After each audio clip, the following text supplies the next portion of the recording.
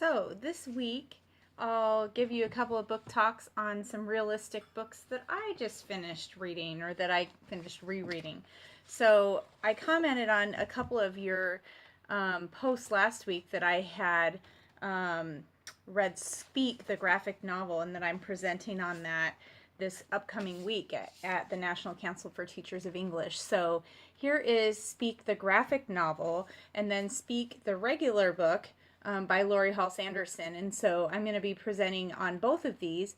I'm not sure if anybody has read these books yet, but pretty much what the plot is, there's a main character, girl named Melinda, and Melinda was sexually assaulted at a party the summer before she goes into ninth grade. She ends up calling the cops to the party, and she is ostracized by the entire school as a result. She loses all of her friends, and people pretty much hate her. And so it boils down to the fact that Melinda does not speak. She does not tell anybody. She doesn't tell anybody what's going on. And nobody in her life really catches on until the very end of the book. So this book, the original, this is the 10-year anniversary edition or the 20-year anniversary edition. Let's see, it came out in, hold on, gotta find it. It came out in 1999, so actually 20-year edition next year. So it's a really a classic book. And pretty much I'll just read you from the back cover. It says, "I'm an outcast. The kids behind me laugh so loud, I know they're laughing about me. I can't help myself. I turn around. It's Rachel, surrounded by a bunch of kids wearing clothes that most definitely did not come from the East Side Mall. Rachel Bruin, my ex-best friend. She stares at something above my left ear. Words climb up my throat. This was the girl who suffered through brownies with me, who taught me how to swim, who understood about my parents, who didn't make fun of my bedroom. If there is anyone in the entire galaxy I'm dying to tell what really happened, it's Rachel. My throat burns. Her eyes meet mine for a second. I hate you," she mouths silently. Melinda Sordino's freshman year is off to a horrible start. She busted an end-of-year summer party by calling the cops, and now her friends and even strangers all hate her. Months pass and things aren't getting better. She's a pariah, the lowest of the low, avoided by everyone, but eventually she'll reveal what happened at the party, and when she finally speaks the truth, everything will change. And what's amazing about this book is that Laurie Halse Anderson, it's actually a little bit of a autobiography, because she was assaulted when she was in high school, and so it's not about her, but it sort of is. And so here's some kind of an example of from the graphic novel of things that were happening to her as a result. So you can see things are getting thrown at her in the cafeteria, people laughing at her. So there was a lot of bullying going on as a result, and nobody really tried to figure out what was happening and what was going on with Melinda throughout the whole novel. So I can't wait to present on this week for the English teachers that will attend my conference. So along with that, I actually chose two more books that have to do with the same theme. This book, The Way I Used to Be, oh my goodness, it is a devastating book. Devastating. And so it pretty much explores the aftermath of sexual assault with like this honesty that is very similar to Speak. And it's actually another ninth grade girl who is assaulted in her own bedroom, and it's by her brother's best friend.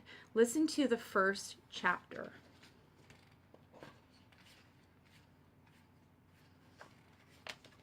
"I don't know a lot of things. I don't know why I didn't hear the door click shut, why I didn't lock the damn door to begin with, or why it didn't register that something was wrong, so mercilessly wrong, when I felt the mattress shift under his weight. Why I didn't scream when I opened my eyes and saw him crawling between my sheets, or why I didn't try to fight him when I still stood a chance. I don't know how long I lay there afterward, telling myself, squeeze your eyelids shut. Just try to forget. Try to ignore all the things that didn't feel right, all the things that felt like they would never feel right again. Ignore the taste in your mouth, the sticky dampness of the sheets, the fire radiating between your thighs, the nauseating pain, this bullet-like thing that ripped through you and got lodged in your gut somehow. No, can't cry, because there's nothing to cry about, because it was just a dream. A bad dream, a nightmare, not real, not real, not real. That's what I keep thinking. Not real, not real, not real. Repeat, repeat, repeat, like a mantra, like a prayer. I don't know that these images flashing through my mind, a movie of someone else, somewhere else, will never really go away, will never ever stop playing, will never stop haunting me. I close my eyes again, but it's all I can see, all I can feel, all I can hear. His skin, his arms, his legs, his hands too strong, his breath on me, muscles stretching, bones cracking, body breaking, me getting weaker, fading. These things, it's all there is. I don't know how many hours pass before I awake to the usual Sunday morning clamor, pots and pans clanging against the stove, food smells seeping under my door, bacon, pancakes, mom's coffee, TV sounds, cold fronts, and storm systems moving through the area by midday, dad's weather channel, dishwasher running sounds, yippy-yappy dog across the street, yips and yaps at probably nothing, as always. And then there's the almost imperceptible rhythm of a basketball bouncing against the dewy black top and a squeaky sneaker shuffling of feet in the driveway. Our stupid, sleepy suburbia, like every other stupid, sleepy suburbia, awakens groggy, indifferent to its own inconsequence, collectively wishing for one more Saturday and dreading chores and church and to-do lists and Monday morning. Life just goes, just happens, continuing as always, normal. I can't shake the knowledge that life will just keep on happening regardless if I wake up or not. Obscenely normal. I don't know, as I force my eyes open, that the lies are already in motion. I try to swallow, but my throat's raw. Feels like strep, I tell myself. I must be sick, that's all. Must have a fever. I'm delirious, not thinking clearly. I touch my lips. They sting, and my tongue tastes blood. But no, it couldn't have been. Not real. So as I stare at the ceiling, I'm thinking, I must have serious issues if I'm dreaming stuff like that.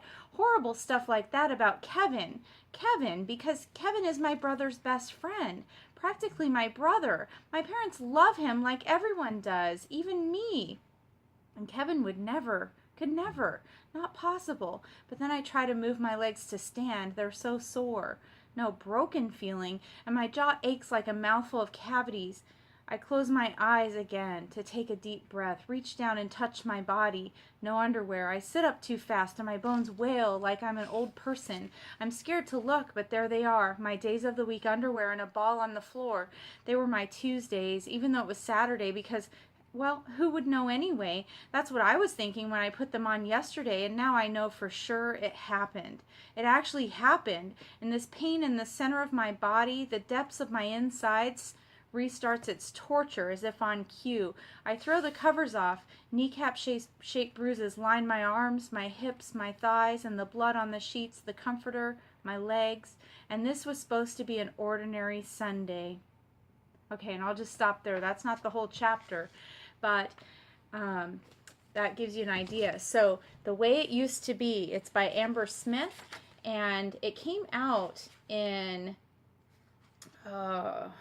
should have looked, 2016, so it's not brand new, but it's separated into 4 parts. So part 1 is freshman year, so it's right after it happens, and then part 2 is sophomore year, then junior year, then senior year. And so it goes through the way that the main character is changed by the result of what happened to her, and it's just a devastatingly good book. Like, devastating in the way that of what it happened and how it impacted her, but also just beautiful, beautifully written, and really would help you to kind of understand how people might feel if they are victims. And so I read this because it is a nice companion actually to Speak. Okay, and I'll probably bring this up when I talk this week at my at my conference. And then the last one is Exit Pursued by a Bear. So this is also a sexual assault book. So the main character is a girl who, she goes to cheer camp her senior year.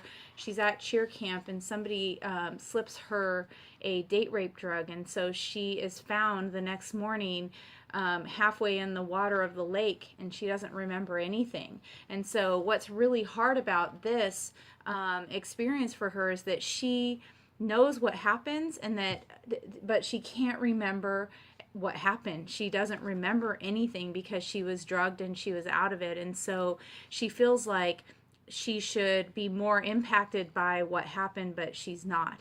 And so I think that's one of the ways to kind of, think about that. So it takes her through her whole senior year, because this happened before the school year started. And so it takes her through the whole senior year and the whole cheer season. And I'm not going to give away anything else that happens, but there are some other impacts of the assault that she has to deal with. She, goes to a counselor, and her family and friends are supportive. Her boyfriend ends up breaking up with her because he blames her for being assaulted, which is crazy, but that is what happens in the book, and I think that's probably what happens frequently with other assault victims as well. So this is Exit Pursued by a Bear by E.K. Johnson, and it also came out in 2016.